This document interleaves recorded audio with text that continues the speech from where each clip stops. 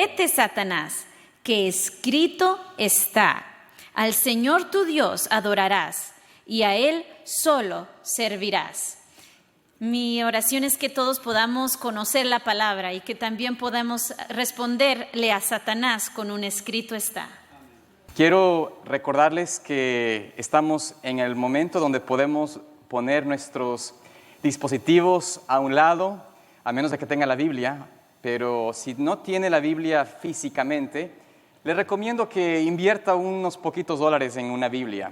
Creo que vale la pena porque siempre es disponible, nunca se desconecta, nunca se descarga y realmente podemos también estudiarla sin internet, sin wifi, sin nada, ¿no es cierto? Podemos tenerla a todo lado en cualquier momento.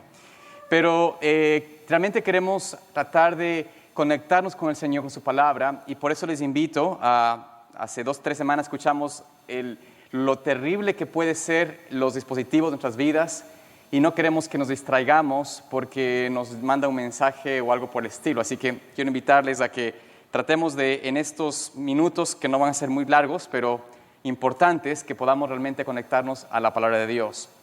Quiero enfatizar de que este es el segundo tema del que di hace 3 sábados. Y tal vez, no sé si ustedes hicieron la tarea que les dejé, pero es importante que hayan hecho en su estudio también la tarea de leer Mateo 4. Porque vamos a hablar un poco de lo que significa la forma como Cristo, el Señor Jesús, tuvo victoria. Cómo Él, como nuestro ejemplo, cómo Él alcanzó esa victoria que Él también nos promete a nosotros. Cómo tuvo esa fe que hablábamos, esa fe empírica, que es una fe activa, de experiencia, una fe que viene no porque usted escucha de alguien, no porque usted ha leído en un lugar sobre la fe, pero realmente porque usted la experimenta o la conoce de una manera personal. Esta palabra empírica es en ese sentido que la queremos comprender nada más, que es una fe activa, pero únicamente por experiencia propia, personal. Leemos nosotros en el libro de Apocalipsis, capítulo 14, versículo 12, ¿no es cierto? Leemos esta frase muy conocida por nosotros, por todo adventista, por todo cristiano que ha leído Apocalipsis. He aquí la paciencia de los santos, aquí están los que guardan los mandamientos de Dios y la fe de Jesús. Hablando de ese pueblo que va a ser el pueblo remanente, el pueblo que alcance la victoria con Jesús, con el Cordero, y puede estar en pie delante de Él cuando Él venga. Pero vamos a ver y analizar una cita que las leí la última vez y es simplemente un refresco para nosotros, una cita para mí muy importante y creo que nos debe dar una vislumbre de lo que el Señor quiere hacer con su pueblo. Pronto han de realizarse grandes cambios en el mundo. Y cada uno necesitará un conocimiento experimental de las cosas de Dios. Y noten cuál es la obra de Satanás con el pueblo de Dios. ¿Cuál es la obra de Satanás? ¿Qué es lo que Satanás quiere hacer con el pueblo de Dios? Según esta cita que nos dice, descorazonar al pueblo de Dios y perturbar su fe. Satanás sabe de que si nosotros podemos ser perturbados en nuestra fe, en nuestra confianza en la palabra, en nuestra seguridad en lo que Él ha escrito, Él nos descorazona y nos perturba y entonces puede alcanzar el objetivo de destruir a los hijos de Dios. Y por eso tenemos que comprender de que el Señor quiere que nosotros tengamos una fe, como hablaba Apocalipsis, una fe como la de Jesús, una fe de Jesús. Así que vamos brevemente en esta mañana a tratar de ir a la forma como el Señor cultivó esa fe, cómo la fe de Cristo fue una fe viva, eficaz, una fe experimental, una fe empírica. Y entonces vayamos al libro de Juan, el capítulo 5 primeramente, y leamos el versículo 19 allí, Juan 5, 19. Y esto fue algo que mi esposa realmente también tuvo en un miércoles compartió estos versículos, y vamos a analizar cada uno de esos versículos, no ahora, pero en una serie. En la siguiente vamos a hablar de la primera parte, de lo que significa ver, pero quiero que vislumbren en una forma general los principios que Cristo usó para mostrar que su fe era experimental. No era una fe en base a lo que su madre le había dicho.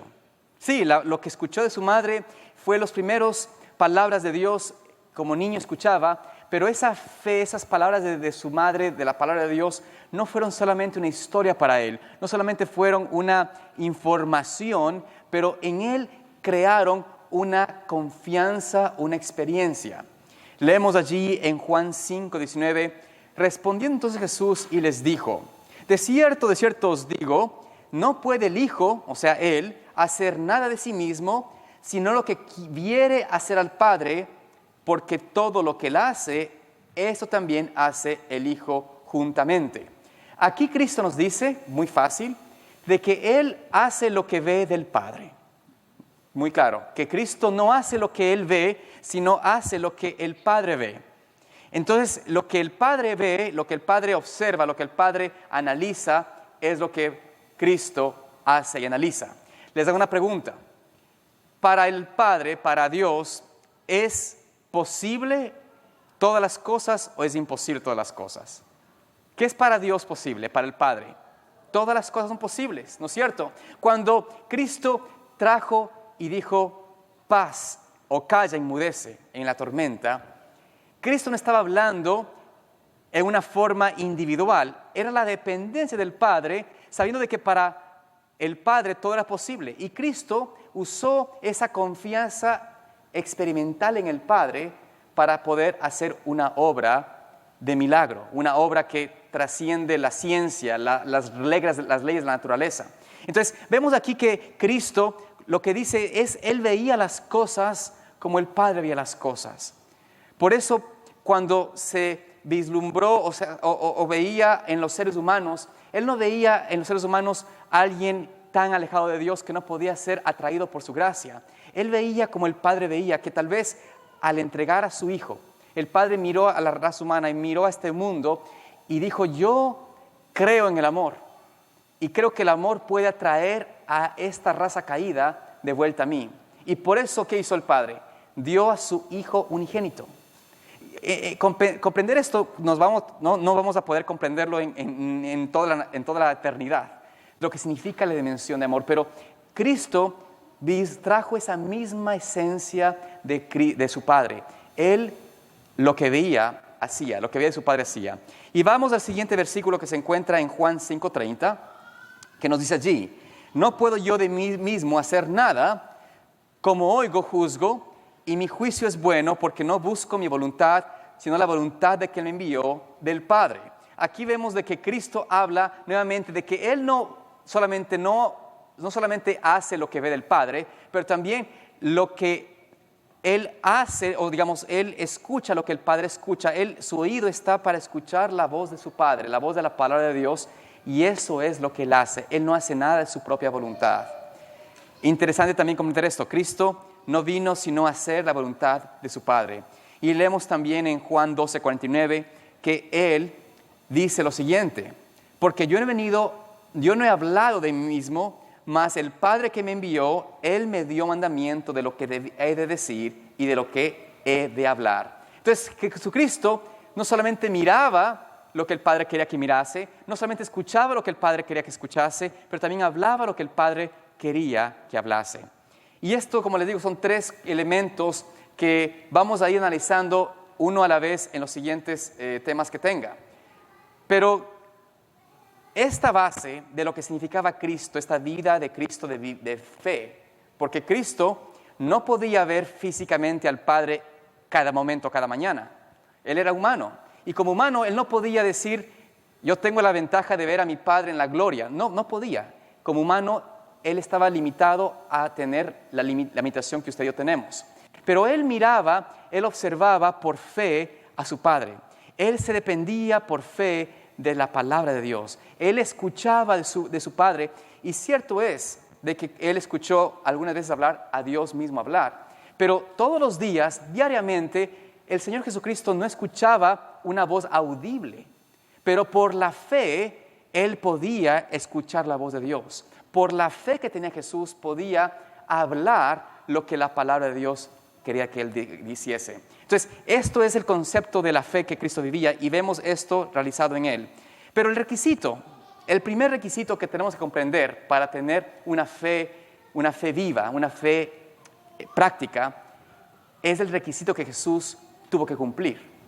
Si le hago esta pregunta a ustedes, ¿qué requisito tuvo Cristo que tener para poder experimentar fe?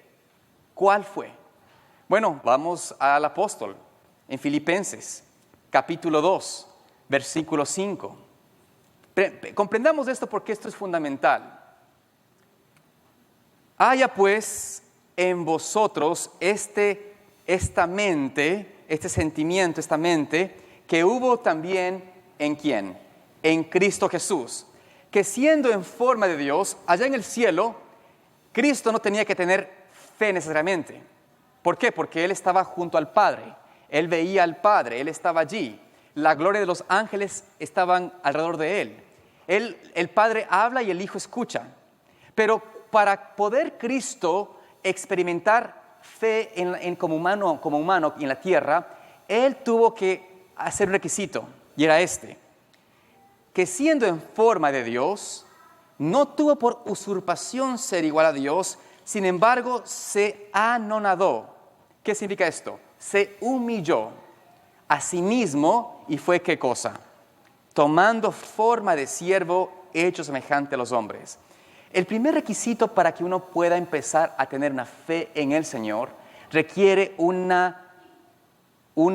anodamiento, una humillación, una humildad de parte del ser humano.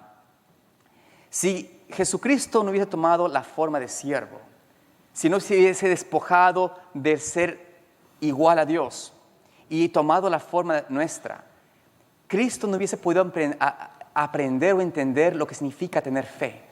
Pero Él tuvo que venir y se humilló. Y yo me pongo a pensar, si yo quiero tener una fe como la de Cristo, ¿cuál es el primer principio, el primer requisito mío? Tener humildad, aprender a humillarme. El de reconocer de que en mí mismo no tengo absolutamente nada bueno.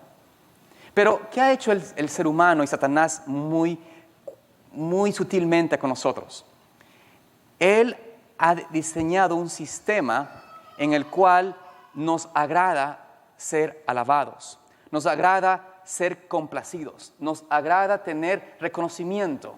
Y esta es lo que impide, aún para el mayor de los elocuentes teólogos que pueden existir, comprender en una experiencia personal fe y lo que significa depender de Dios. Cuando yo dependo totalmente de mi Padre y de mi Salvador Jesucristo, ya a mí mismo, mi egocentrismo, mi autoconfianza, mi suficiencia propia, queda totalmente en la nada. Porque al contemplar mi necesidad de Cristo, es lo que me da a mí la facultad de aprender a confiar implícitamente en su palabra. Un hijo, por ejemplo, un niño pequeño, ¿por qué confía completamente en su padre? Porque él, cuando es pequeño, no sabe lo que significa confianza propia. No sabe lo que significa depender de sí mismo. Lo único que sabe es, yo dependo de mi madre y mi padre.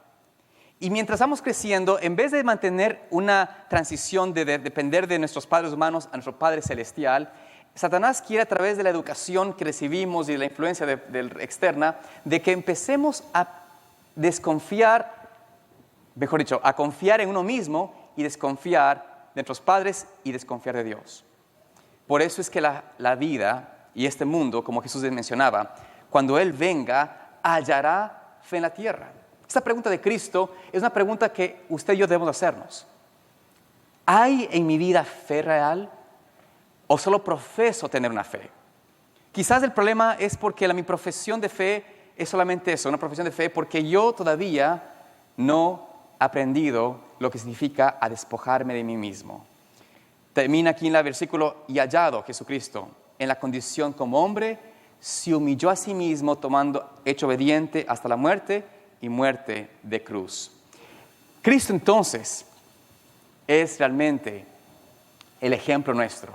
Él comprendió lo que significaba realmente entregarse, convertirse en uno como nosotros y depender enteramente de Dios. Vayamos ahora a la tarea de nosotros. Vamos a tratar de comprender cómo Cristo, como humano, como el segundo Adán, cómo Él alcanzó esa fe que le dio esa victoria que reclamó en nuestro favor. Él obtuvo lo que Adán perdió y reclamó por nosotros la victoria que también nos quiere dar a nosotros también. Una vida diferente, una vida en crecimiento continuo. Vayamos al libro de Mateo, al capítulo 4, y vamos a ir allí y vamos a leer lo que pasó en esta experiencia con Jesús. Porque ¿cuántos de nosotros no somos tentados? Todos, ¿no es cierto? Cada día hay tentaciones grandes, pequeñas, y todos los días tenemos tentaciones, pero tenemos que ver, bueno, el Señor venció por la fe, Cristo tuvo victoria por fe. ¿Cómo puedo yo aprender de Él para depender de Él? No es para aprender de Él y para tratar de hacer como Él hizo. Porque si usted va con esa mentalidad de hoy, usted sale con la idea de que usted puede ser igual que Jesús, usted va a fracasar. La dependencia en sí mismo es el fracaso de todas las cosas. Vamos entonces a Mateo capítulo 4, versículo 3. Pero quisiera realmente dar para hacerlo un poco más interesante, veamos lo que pasó, el capítulo, versículo 1, Mateo 4. Nos dice la palabra lo siguiente: entonces Jesús, guiado por el Espíritu, fue al desierto para ser tentado por el diablo, o Satanás, o el enemigo.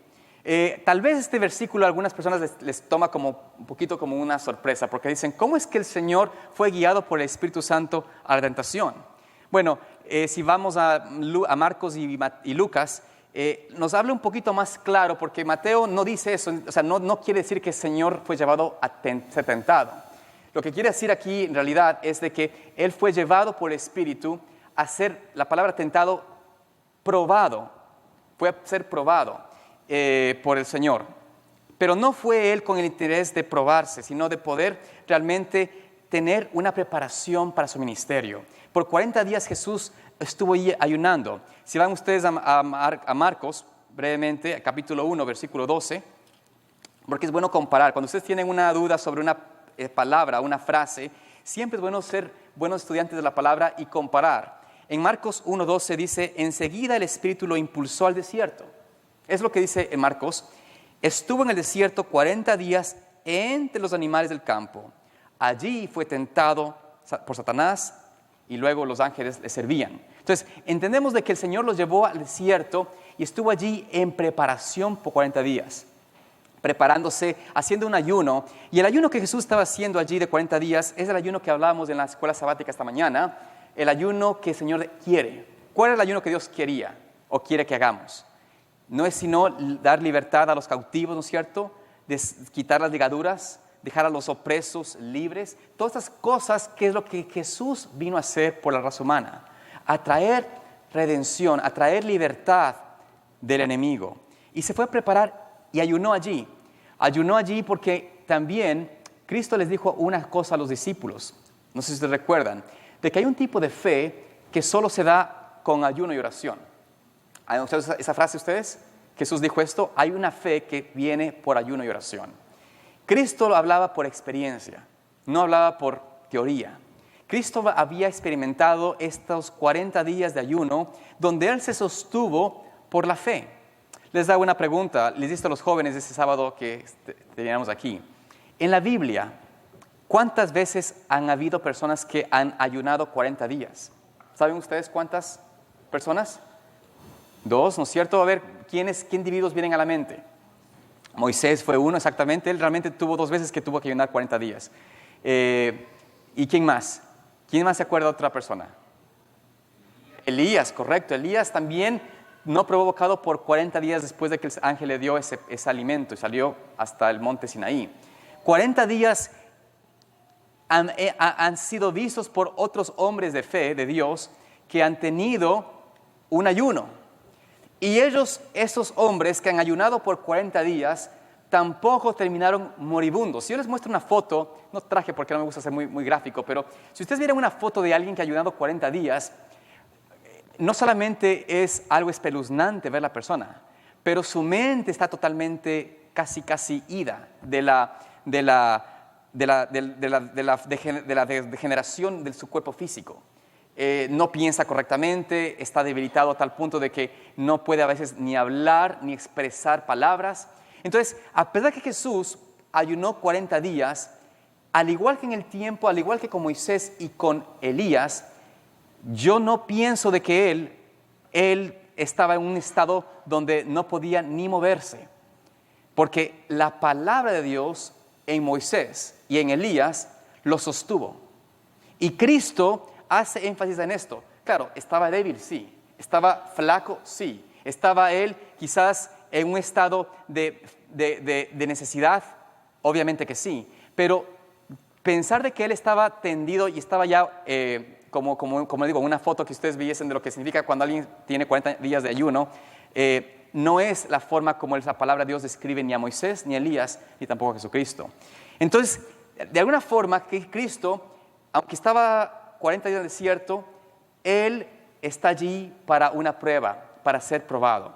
Y la fe, mis amados hermanos, el Señor nos lleva a una experiencia de prueba para no dejarnos caer, no para que seamos llevados a la desgracia, pero para ver o no si nuestra dependencia en Él es real.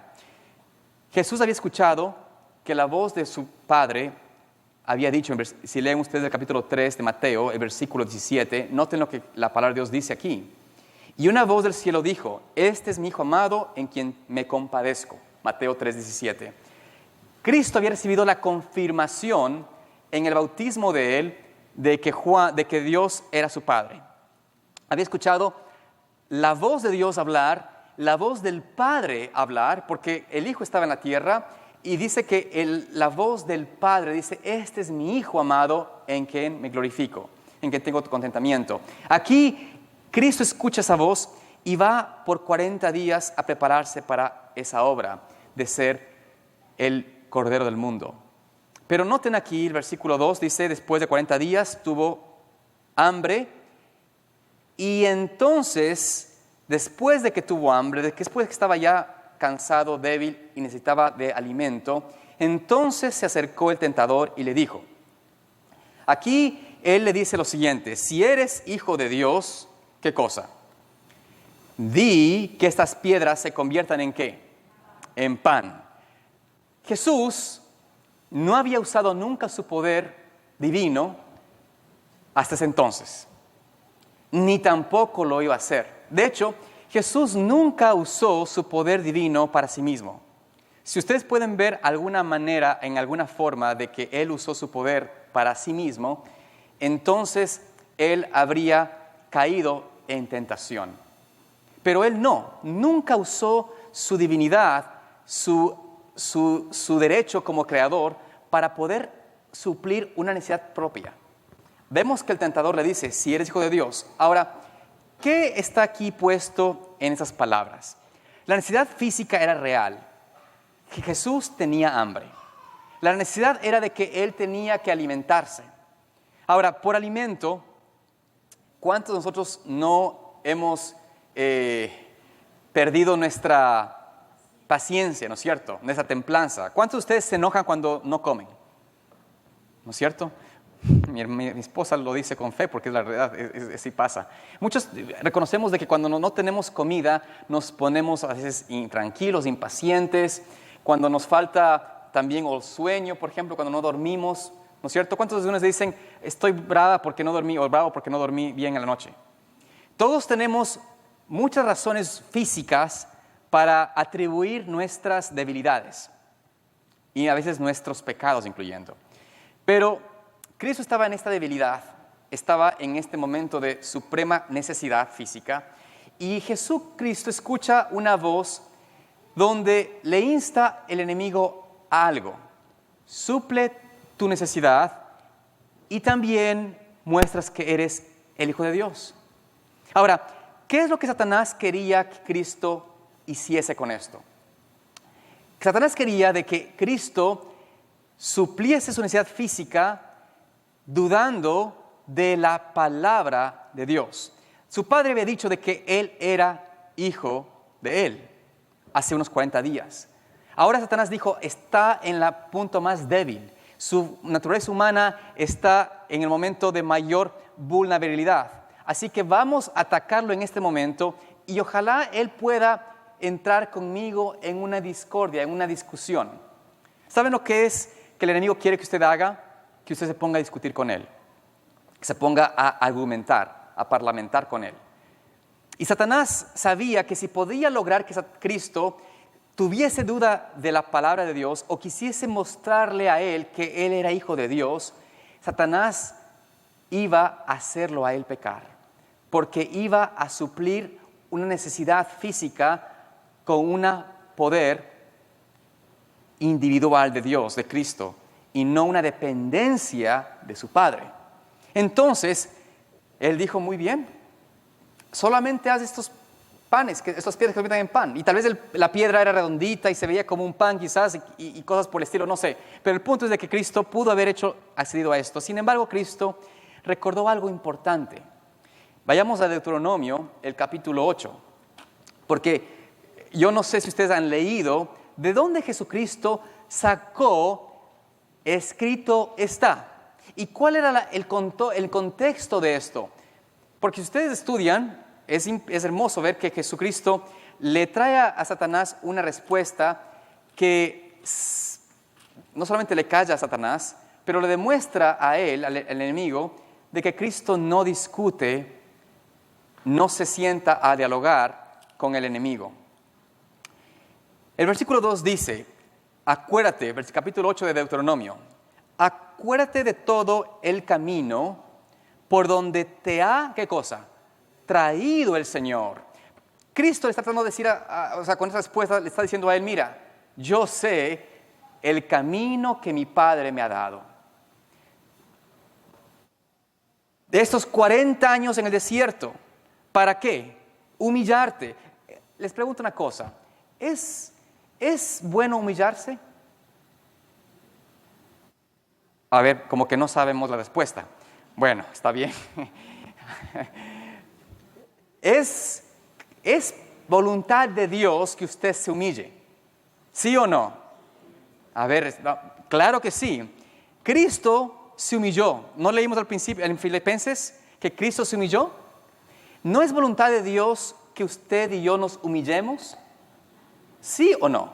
Claro que sí. ¿Por qué? Porque mientras yo me ensalzo, ¿qué pasa cuando yo me ensalzo? ¿Qué pasa cuando yo estoy aquí arriba? Cuando mi egocentrismo y mi autoestima, o no autoestima, mala palabra, mi autosuficiencia, mejor dicho, está arriba. No dependo del Señor. No hay una de confianza en su palabra porque yo confío en mí mismo. Y Cristo y Dios lo que quiere es ayudarnos en la dependencia de Él y nos invita y nos ayuda a humillarnos. A veces cuando nos pasa problemas en nuestras vidas, a veces cuando algo sucede en su casa, en su iglesia, donde usted está llamado a tomar una posición quizás de menor responsabilidad, ¿qué debería ser la respuesta mía? ¿Por qué me bajan a mí de nivel? Si no, Señor, no, al contrario, Señor, gracias porque puedo servirte. Tal vez necesito tener un momento de humillación. Quizás yo estoy siendo llevado a una posición de autosuficiencia. Yo agradezco que el Señor realmente, hay hermanos que el Señor usa de una manera muy especial para uno tener que aprender a humillarse. A veces uno dice, no, pero yo tengo la razón. Y yo digo, Señor, a veces Dios me tiene que llamar la atención y de una forma bastante fuerte a veces, porque no es correcto. Uno no puede tener esa autosuficiencia, esa autoconfianza en sí mismo. Y noten aquí lo que dice la palabra de Dios, que el Señor te ha traído, tu Dios, esos 40 años en el desierto para humillarte. ¿Pero para qué? Para probarte. O sea, la humillación es para probar y saber lo que ¿qué? Lo que está en ¿qué? En tu corazón. ¿Por qué Cristo tuvo que humillarse y pasar esos 40 días en el desierto?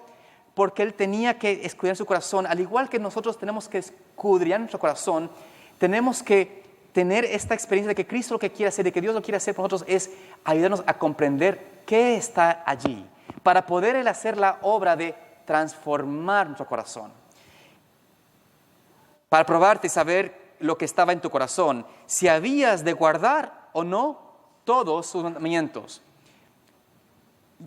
Y luego, versículo 3, te humilló, te hizo pasar hambre y te sustentó con maná, comida que ni tú ni tus padres habían conocido, para hacerte saber que el hombre no vive solo del pan, sino de toda palabra que sale de la boca de Dios. En esta experiencia, Cristo le estaba diciendo al enemigo, yo sé el camino de mi Padre me ha escogido para mí. Y estoy aquí, porque miren, vamos a pensar en esto. Yo creo que ustedes quiero que usen su imaginación santa en este momento. Cuando se acercó Satanás delante de Cristo, ¿vino él con cachos y una cola y unas garras horribles?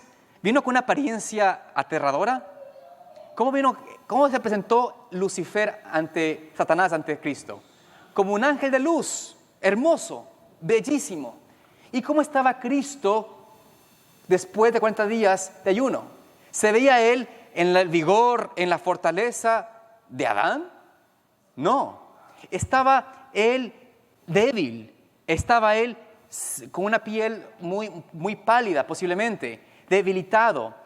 Y podríamos decir de que Satanás, al presentarse, le estaba diciendo a él, mira, yo soy el que tiene, por así decir, las ventajas ahora, y tú estás en humillación, en desgracia.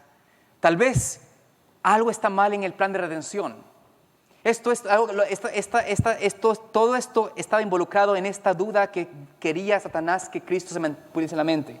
Pero Cristo dice, no, este camino que estoy pasando, por donde el Señor me ha traído, es para yo poder ser probado, para poder poder saber lo que significa depender de la palabra de Dios. Y la confianza de Cristo es de que, al igual que en el tiempo de Israel, que Moisés les dice a ellos, Él te sostuvo con alimento que tú no conocías. Y yo me pongo a pensar, en el tiempo final, cuando se sabe, escuchemos y sabemos que va a haber persecución, ¿cuántos saben que va a haber persecución? ¿Cuántos saben de eso? ¿Saben ustedes que va a haber persecución en el tiempo final? ¿Que va a haber un decreto de muerte? ¿Que no va a tener usted una casa cómoda a la que usted puede ir? ¿Ustedes saben eso? Va a haber eso. Les hago una pregunta, ¿qué me va a impedir a mí no dudar de la palabra de Dios si es que no he tenido en este tiempo un crecimiento constante de depender de Él y saber de que Él es el que me sostiene, el que sustenta mi vida, el que me puede dar alimento? Cuando tenemos esta confianza con el Señor, no vamos a depender ni en la chequera, ni en nuestras habilidades de haber atesorado un búnker de comida, ni poder haber hecho planes para tener una cueva toda llena de todas las cosas. Eso no va a pasar. Vamos a depender de Dios como dependió Elías de Dios. Y Dios va a hacer esta obra con nosotros también, pero Cristo estaba aquí haciendo esta confianza, esta recapacitación, esta declaración, mejor dicho, de que el hombre no vive sino de la palabra de Dios, no de pan nada más, sino de la palabra de Dios. Así que, mis hermanos, ¿cuál es la dependencia de Cristo? Y vayamos a pensar, ¿cuál es la dependencia mía de la palabra de Dios? Cristo dice, no solo de pan vive el hombre, sino de cada palabra que sale de la boca de Dios. Entonces el enemigo dice, bueno, no sé cómo venceré a Cristo, ¿qué puedo hacer ahora? Vayamos al siguiente versículo 5 y 6. Entonces el diablo le pasa a la santa ciudad y le pone sobre las almenas del templo y le dice, si eres hijo de Dios, échate abajo, que escrito está, a sus ángeles mandará por ti y te alcanzarán en tus manos para que nunca tropieces con tu pie en piedra. Aquí Cristo escucha otra tentación del enemigo. Esta, en cambio, va de una forma un poquito diferente. Satanás dice, bueno, me habló de la palabra de Dios, voy a usar la palabra de Dios también con él. Y le hace una trampa, un engaño. Lo que quiere Satanás aquí es de que Cristo, de alguna forma, confíe en la promesa de Dios, pero no en sus requisitos. Satanás le quiere llevar a la presunción. Es lo que Satanás quiere hacer con esta pregunta.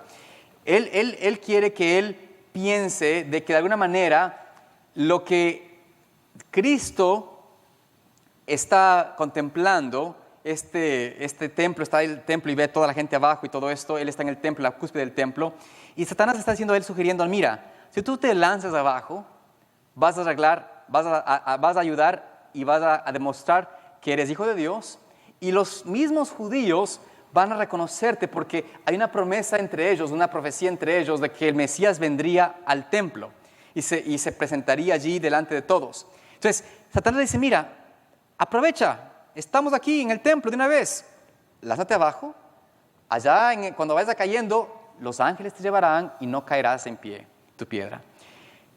Esto apelaba al orgullo humano, a la ansiedad de poder demostrar a Satanás y a los habitantes de que él era el Mesías. Y de alguna forma Satanás quiso que Cristo nuevamente dudase de la palabra de Dios y usó la palabra de Dios para poder ponerlo a él o tratar de atraerlo a él nuevamente a una discusión.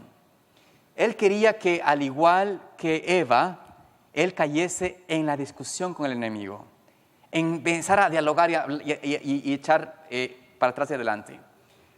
Yo no sé si alguna vez ustedes han conocido a alguna persona que le gusta hablar para poder a algún momento, llegar a cambiar tu opinión. Por ejemplo, la gente que vende carros usados, perdón que use la palabra de alguien que vende carros usados, pero ese tipo de personas son muy sutiles en la forma de vender.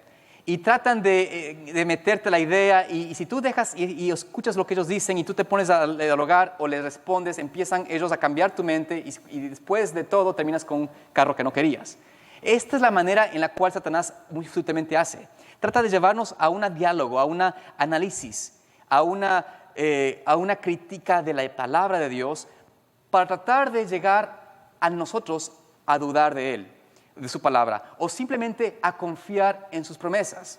¿Cuántas veces hemos escuchado a personas que hablan de que creen en Dios, que confían en Dios?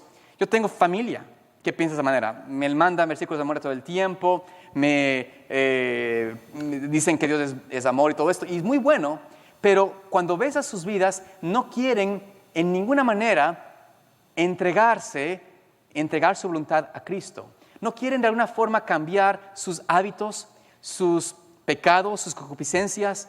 Quieren seguir cayendo o viviendo en el pecado y tristemente, aun cuando el Señor los llama, les sacude en sus vidas, ya sea por enfermedad, accidente, lo que sea, aún allí no están dispuestos a escuchar su voz y cambiar su camino e ir camino de Cristo. Porque confían o creen confiar únicamente en las promesas de Dios, pero no en la observancia a la palabra de Dios. Usan la palabra de Dios o las promesas de Dios para excusar el pecado. Y hoy por hoy hemos visto que el enemigo ha hecho eso. Hemos visto que muchas personas toman la palabra de Dios para excusar el pecado y no tener en realidad un rechazo por el mal. Cristo responde y les dice, escrito está, versículo 7, no tentarás al Señor tu Dios. Cuando uno entiende de que el Señor quiere que su palabra sea en hechos una realidad, cuando uno entiende que Cristo quiere que nosotros tengamos una palabra que obre en nosotros una transformación, yo no voy a ir al Señor y decir, Señor, ¿por qué no me bendices? ¿Por qué tú no me libras de problemas? ¿Por qué tú no me das el trabajo que necesito? ¿Por qué tú no me das el dinero que necesito? ¿Por qué tú no me das la casa que quiero?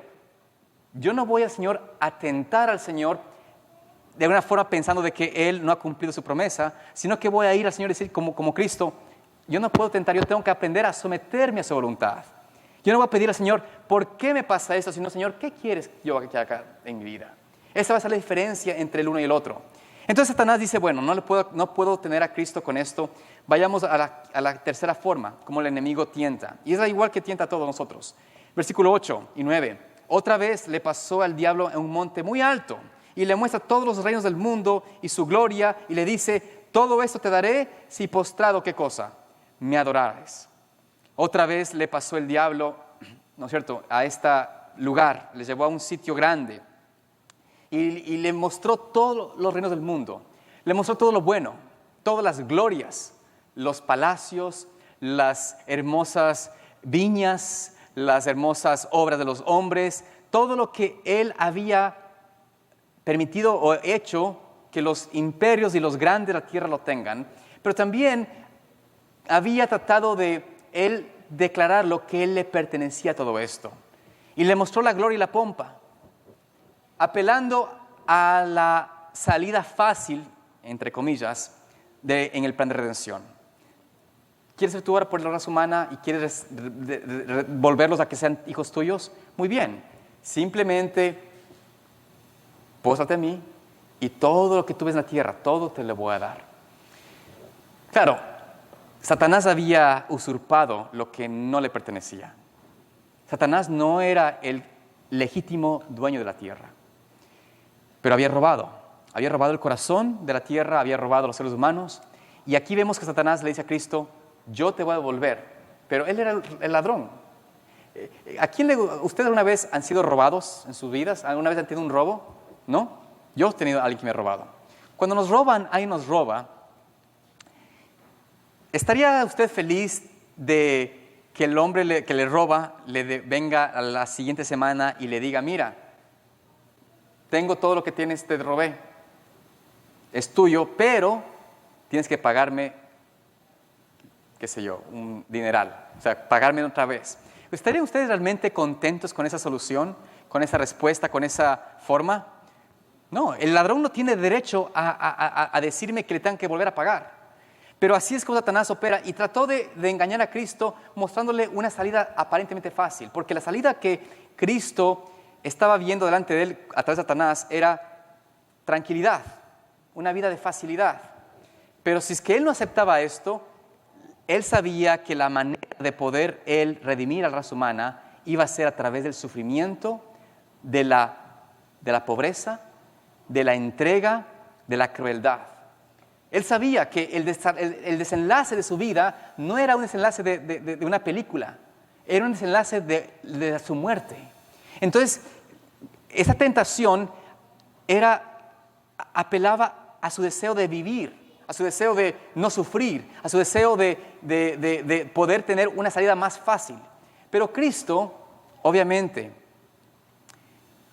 le responde a él nuevamente con la palabra escrito está. Vete, Satanás, porque escrito está, al Señor, ¿qué cosa?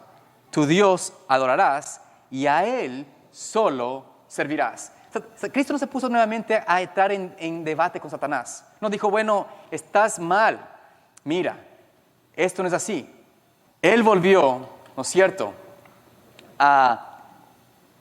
Él fue directo a la palabra de Dios. Él no entró en ninguna discusión con él porque podía tal vez él empezar a decir, mira, estás mal, tú robaste el mundo y tú eres el ladrón y todo. No, Cristo le dice, mira, vete. Ahora, ¿por qué Satanás no volvió más? ¿Por qué es que Satanás no pudo venir más ante Cristo con ninguna tentación? Porque toda tentación está basada en esos tres principios. Toda tentación que el ser humano tiene, que usted y yo tenemos, se basa en esos tres principios que Cristo tuvo que derribar y destruir. Y esto lo declara y lo vemos nosotros en el libro de Juan, Primera de Juan.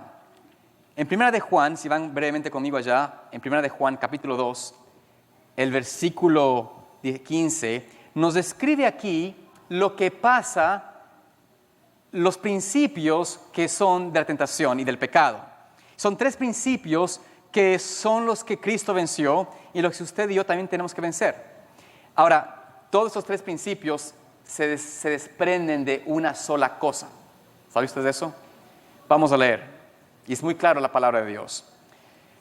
No améis el mundo, ni lo que hay en el mundo. Si alguno ama el mundo, ¿qué cosa? El amor del Padre no está en él. El amor al mundo es lo que quita de mí el amor al Dios. Es lo que impide que yo pueda desarrollar amor por mi Creador. El amar al mundo. Y el amar al mundo se deriva en tres formas. Vamos a ver qué son. Porque todo lo que hay en el mundo, todo lo que Satanás ha hecho, toda tentación parte de esos tres principios. Los deseos de la carne.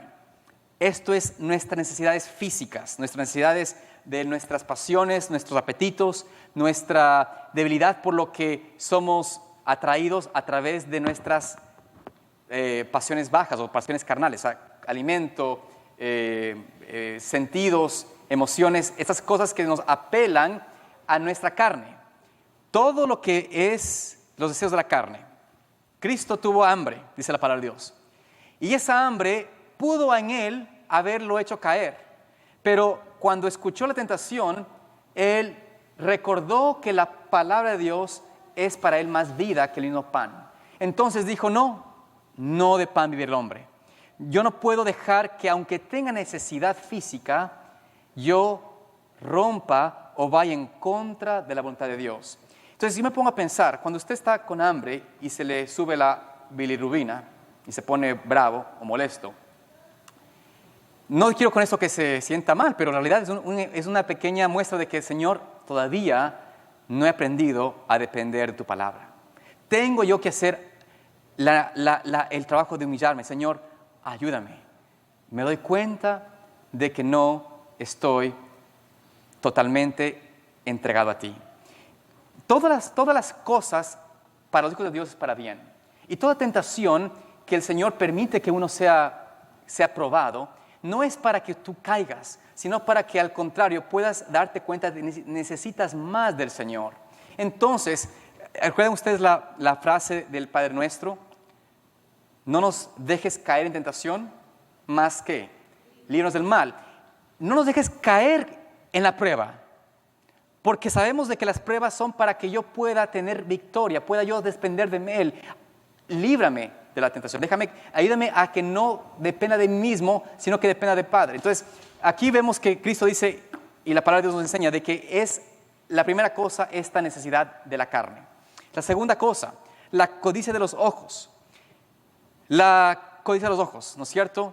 El ver lo que el mundo ofrece, los atractivos del mundo, una salida fácil quizás a mi vida. Cristo estuvo tentado en esta forma. En su tercera tentación, Él le mostró todo lo del mundo, lo más hermoso, y la apelaba al concepto de, mira, ¿por qué no? No hay nada malo en esto. Estas cosas son hermosas. ¿Por qué no te deleitas en ellas? Acepta que yo te pueda entregar todo esto con tal que tú puedas honrarme a mí un poco. Esto es lo que hoy en día muchos de nosotros, de nuestros hermanos y el mundo hace. Se enfoca tanto en las cosas, en los bienes, en las cosas, que su vida está tan absorbida por el bienestar temporal o por el deleite o la acumulación de bienes, que se olvidan de que Cristo tiene un mejor lugar.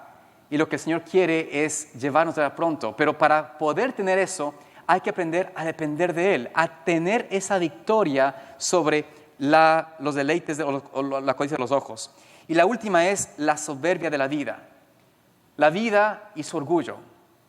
¿Qué más usted ama en su vida sino a sí mismo? Muchos de nosotros luchamos por poder tener bienes y cosas para la familia. Y tal vez un buen padre, una buena madre lo da por sus hijos.